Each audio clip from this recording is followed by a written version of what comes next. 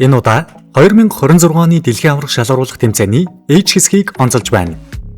Энэ хэсэгт Испани, Кабо Верде, Сауди Араб, Уругвай шигшээ багууд багтжээ. Испани шигшээ багийн хувьд энэ удаагийн дэлхийн аварга маш өндөр хүлээлттэй эхэлж байна. Тэдний алтан үе 2008-аас 2012 оны хооронд байсан ба Еврод 2 төрүүлж мөн дэлхийн аварга болж байсан. Сүүлийн жилүүдэд шинэ үеийн тоглогчдоор бүрэлдэхүүнээ шинжилэн дахин Европын хамгийн аимшигтай багуудын нэг болж чадсан төдийгүй 2 жилийн өмнөх Европын аваргууд ах нарынхаа бахархам түүхийг давтаж чадах болов. Ламин Ямал бол Испани шинэ үеийн хамгийн тод од. Дөнгөж 18 настайч түүнийг зүгээр нэг ирээдүйн од гэж хэлэхэд багдахаар болсон. Fox Sports сайтаас дэлхийн аварга шалгаруулах тэмцээний өмнө энэхүү тэмцээнд оролцох шилдэг 100 тоглогчдыг жигсаахад жигсаалтын 1-р байранд Ламин Ямалыг онцолсон. Учир нь тэр аль хэдийн маш олон том тэмцээний дарамтыг мэдэрсэн ч өөрийгөө ахин дахин харуулсаар байгаа билээ. Ламин Ямал Барсагийн алдарт La Masia Academy-аас төрөн гарсан бөгөөд Барселонагийн үндсэн багт ердөө 15-наас 9 сартаа дебютээ хийж маш богино хугацаанд дэлхийн супер оддын нэг болсон. Өнгөрсөн үеэрл дуусах үеэр Бертлавч маш олон хүнийг сандрагсан ч Бертлээ эдгээснээр дэлхийн аварга шалгаруулах тэмцээний нээлтийн тоглолтоос эхлэн тоглох боломжтой гэдгийг нь хэдхэн хоногийн өмнө зарласан юм. Анх удаа дэлхийн аварга шалгаруулах тэмцээнд орж буй 4 улс байгаагийн нэг нь Кабо Верде. Атлантын далайн жижигхэн арал улсын хувьд гадаадад төрж өссөн Кабо Верде гаралтай тоглогчдоос бүрдсэн нэгдмэл бүрэлдэхүүнтэй оролцож байна. Кабо Вердегээс онцлог тоглогч бол Логан Коста. Тэр Францад төрсөн ч Кабо Вердегийн шигшээг сонгож эх орныхоо түүхэндх анхны дэлхийн аварга шалгаруулах тэмцээнд оролцохоор болж байна.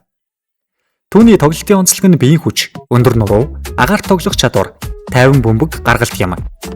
Коста зөвхөн хамгаалахаас гадна араас довтлогоог маш сайн эхлүүлж чаддаг.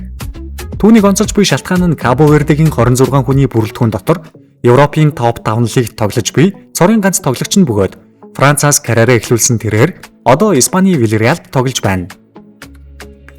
Сауди Арабын шигшээ багийг та бүхэн 2022 оны дэлхийн аварга шалгаруулах тэмцээний том дуйлаанаар нь сайн санаж байгаа. Тэд тухайн үед ирээдүйн аварга Аргентиныг 2-1-ээр хожиж дэлхийн аваргын түүхэндх хамгийн дуйлаантай ялалтуудын нэгийг байгуулсан. Тэр тоглолтоос олж авсан том итгэлтэйгээр дахин дэлхийн аваргад хүч үзэх гэж байна.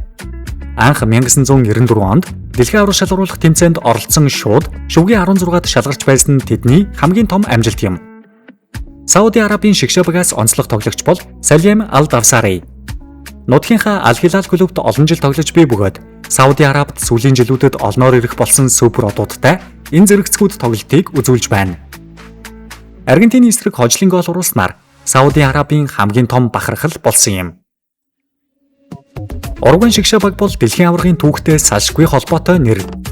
1930 оны анхны дэлхийн аварга, 1950 оны алдарт Мараканагийн нулимсыг урсгасан гээд Уругвай бол хэдий хүн ам цөөтөж хөл бөмбөгийн асар том түүхтэй баг.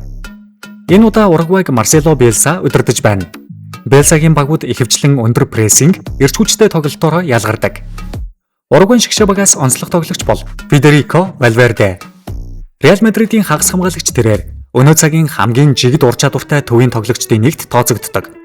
Тэр хамгаалалтад тусалж, довтлогоо дэмжиж, холоос цохиж, зайн өхөн багийн хэмнэлийг өөрчилдөг. Нэг үгээр хэлбэл талбайн голд яг л мотор шиг ажилдаг тоглогч. Уругвай шигшээгээс Суарез, Кавани зэрэг томчууд зодог тайлсны дараа Вальвердегаар удирдуулсан шинэ үе дэлхийн аварга шалгаруулах тэмцээнд өрсөлдөх гэж байна. Уругвай ямар амжилт үзүүлж чадах нь Вальвердегийн тоглолтоос бүрэн шалтгаална гэхэд хэлсдэггүй. Та бүхэн G хэсгийн хүснэгт ямар ирэмбээр дуусна гэж бодож байгаагаа комментэд үлдээгээрэй. Дараагийн дугаарт I хэсгийн багууд болон онцлог тоглогчдын талаар ярилцах болно. Дугаараа үзсэн танд баярлалаа. Дараагийн бичлэгээр дахин уулзцгаая.